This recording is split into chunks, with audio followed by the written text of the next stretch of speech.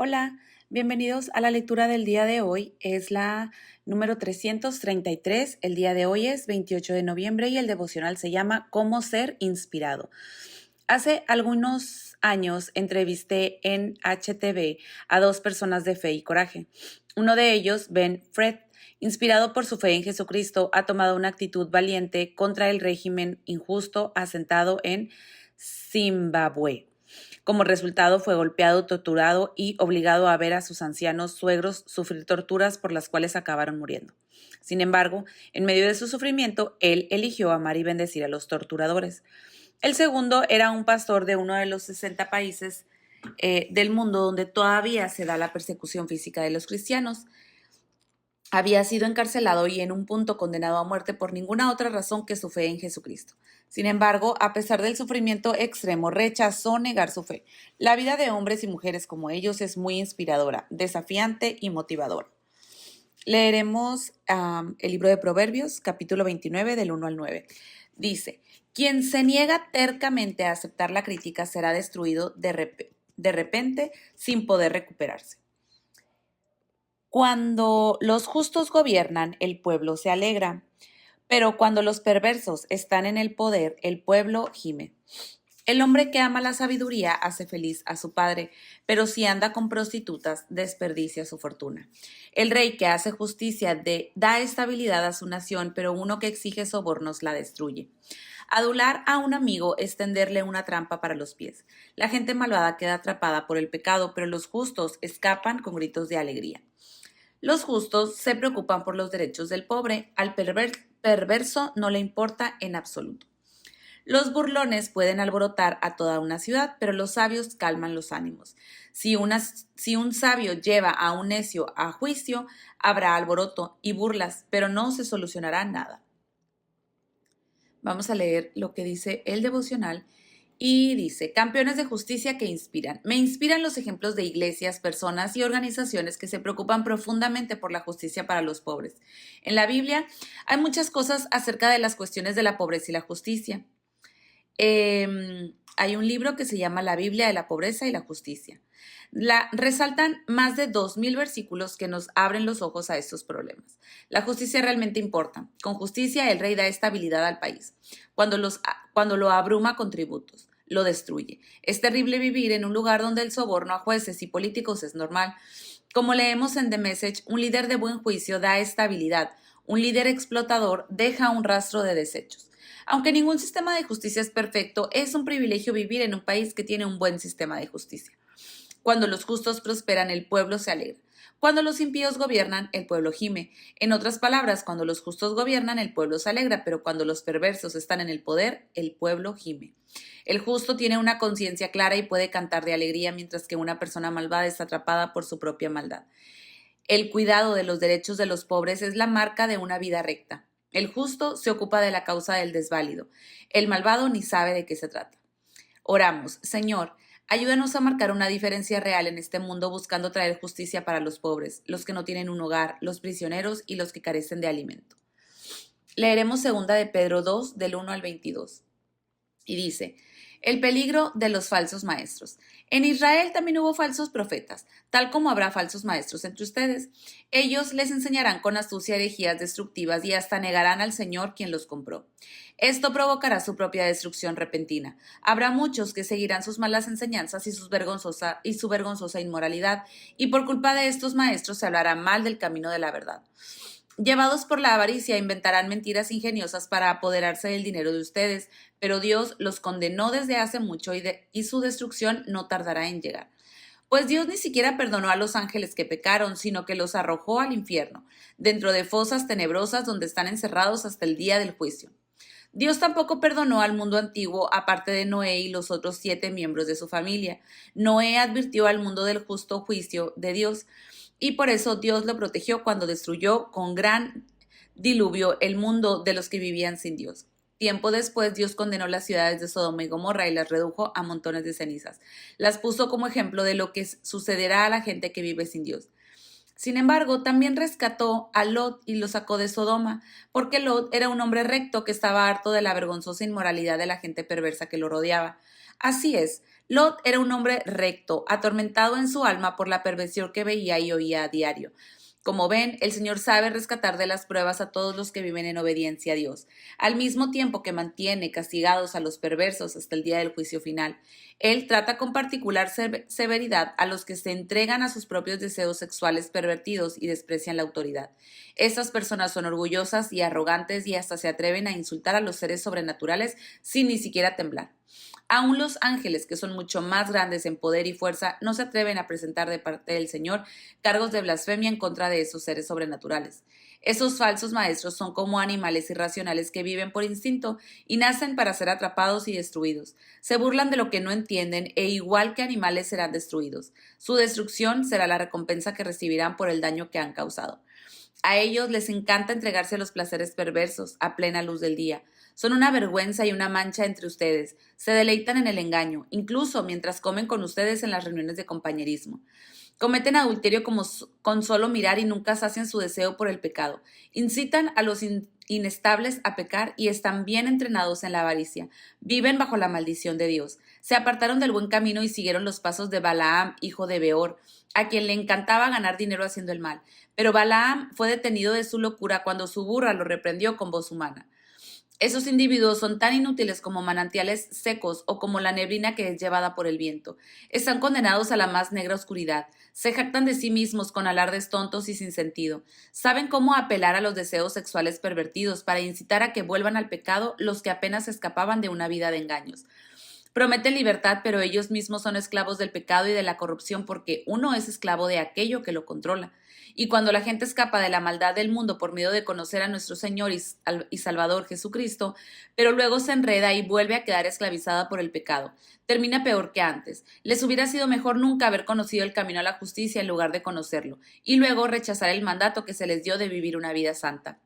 Demuestran qué tan cierto es el proverbio que dice un perro vuelve a su vómito y otro que dice un cerdo recién lavado vuelve a revolcarse en el lodo. Leeremos lo que dice el devocional de Segunda de Pedro. Y dice, vidas piadosas que inspiran.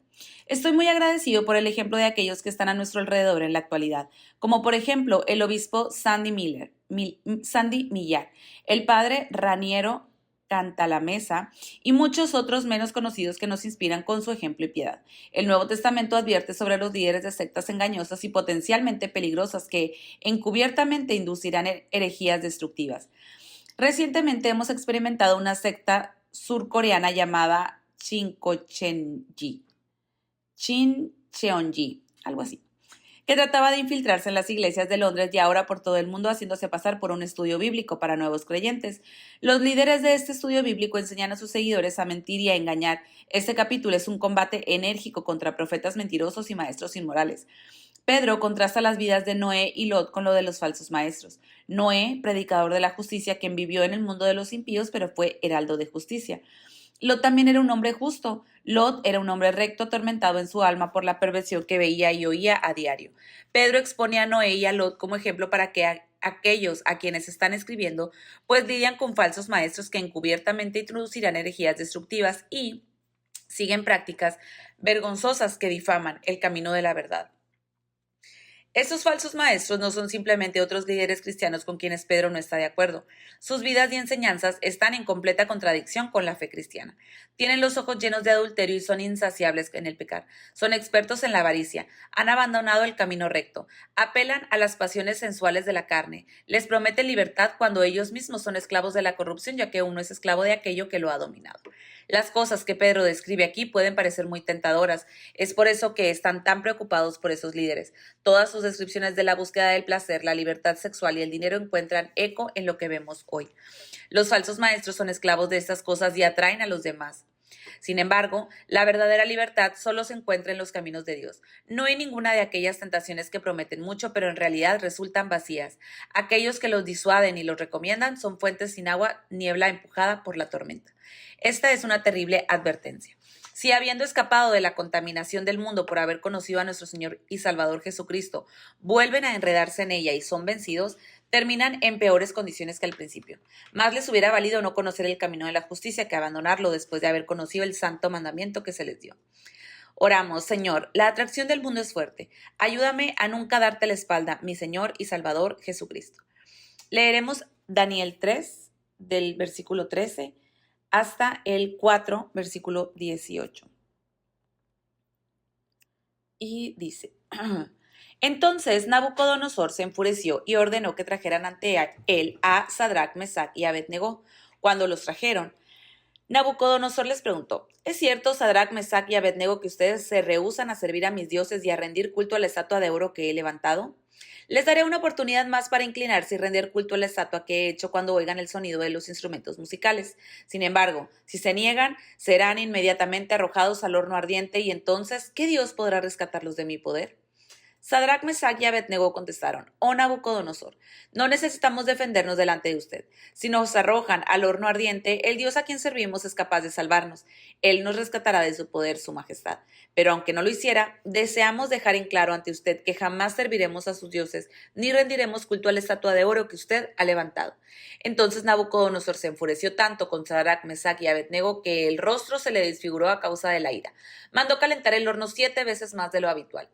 Entonces ordenó que algunos de los hombres más fuertes de su ejército ataran a Sadrach, Mesach y Abed-Negó y los arrojaran al horno ardiente. Así que los ataron y los arrojaron al horno totalmente vestidos con sus pantalones, turbantes, túnicas y demás ropas. Ya que el rey en su enojo había exigido que el horno estuviera bien caliente, las llamas mataron a los soldados mientras arrojaban dentro a los 3 hombres. De esa forma, Sadrach, Mesach y Abed-Negó, finalmente atados, cayeron a los rugientes llamas. De pronto, Nabucodonosor, lleno de asombro, se puso de pie de un salto y exclamó a sus asesores, ¿no eran 3 los hombres que atamos y arrojamos dentro del horno? Sí, su majestad, así es, le contestaron.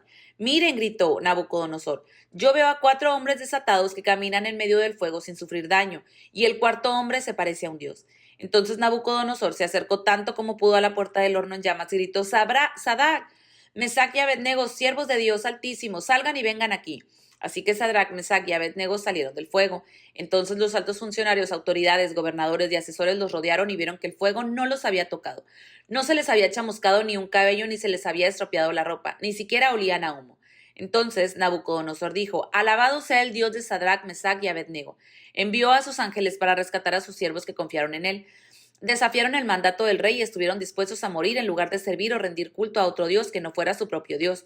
Por lo tanto, yo decreto, si alguien, cualquiera sea su raza, nación o lengua, habla en contra del Dios de Sadrach, Mesach y Abed-Negó, será despedazado y su casa será reducida a un montón de escombros. No hay otro Dios que pueda rescatar de esta manera. Luego el rey ascendió a Sadrach, Mesach y Abed-Negó a puestos aún más altos en la provincia de Babilonia. Daniel 4. El rey Nabucodonosor envió el siguiente mensaje a la gente de todas las razas, naciones y lenguas del mundo. Paz y prosperidad a todos. Quiero que todos conozcan las señales milagrosas y las maravillas que el Dios Altísimo ha realizado en mi favor. Cuán grandiosas son sus señales y cuán poderosas sus maravillas. Su reino durará para siempre y su dominio por todas las generaciones. Yo, Nabucodonosor, vivía en mi palacio con comodidad y prosperidad. Una noche tuve un sueño que me asustó. Mientras estaba en la cama vi visiones que me aterraron, así que emití una orden llamando a todos los sabios de Babilonia para que me explicaran el significado de mi sueño. Cuando se presentaron los magos, los brujos, los astrólogos y los adivinos, les conté el sueño, pero no pudieron explicarme el significado. Finalmente Daniel se presentó ante mí y le conté mi sueño. Daniel lleva el nombre de mi dios Beltasar, el espíritu de los dioses santos vive en él. Le dije, Belsasar, jefe de los magos, sé que el espíritu de los dioses santos vive en ti y que ningún misterio es demasiado profundo para que lo resuelvas. Dime ahora el significado de mi sueño. Mientras estaba acostado en mi cama soñé esto. Vi un enorme árbol en medio de la tierra. El árbol creció muy alto y se hizo fuerte y se elevó hacia los cielos para que todo el mundo lo viera. Sus hojas eran verdes y nuevas y tenían abundancia de fruta para que todos comieran. Los animales salvajes vivían bajo su sombra y las aves anidaban en sus ramas. Todo el mundo se alimentaba de ese árbol.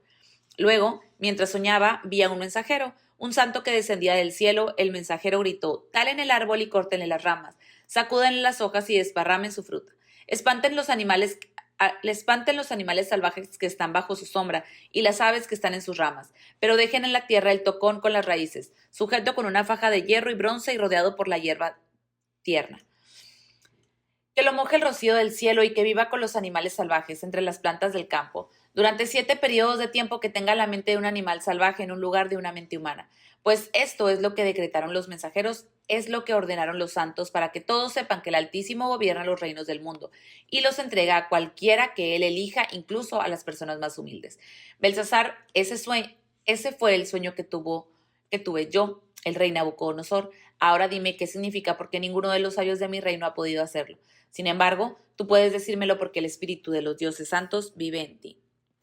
Leeremos lo que dice el devocional acerca de Daniel. Fe y coraje que inspiran. Siempre me han inspirado aquellas personas de fe y coraje que se niegan a dejarse asustar o intimidar. Sadrach, Mesach y Abednego son ejemplos inspiradores de absoluta confianza en Dios. Se negaron a inclinarse y a adorar la imagen de oro a pesar de la amenaza de ser arrojados a un horno de fuego. Estaban decididos a hacer lo correcto, sin importar cuán grande fuera el costo a pagar, porque creían en Dios y en su poder para vindicarlos si así lo deseaban. Le dijeron al rey: no hace falta que nos defendamos ante su majestad.